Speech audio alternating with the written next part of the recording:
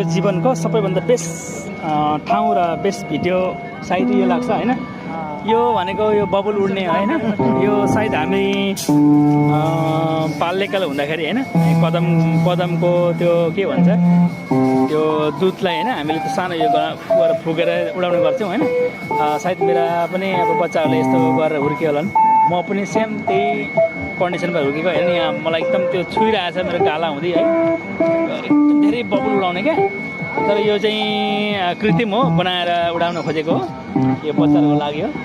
तर अब मान्छे बुढो भएपछि मन त्यही हो, त्यहीँबाट अब आएको मान्छे है म पनि यस्ता कुराहरू अब गरेर भोगेर आएको मान्छे। त्यही भएर यो कुरा हेर्दाखेरि मलाई बाल्यकालको सम्झना आउँछ। एकदम राम्रो छ, मनोरञ्जन छ।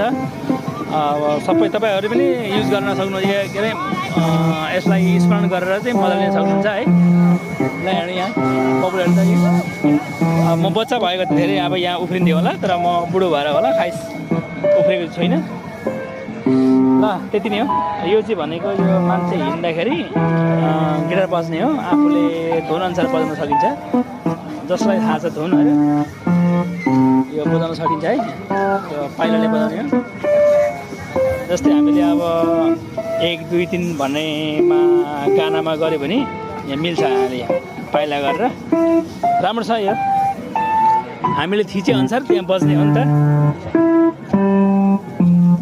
त्यसरी भाइ त यसो गर्न 1 2 3 1 2 यसरी उठा, यसो पाइला गर्न यसरी। त्यहाँ यो सुन्न, त्यो भोइस सुन्न, भोइस कस्तो छ।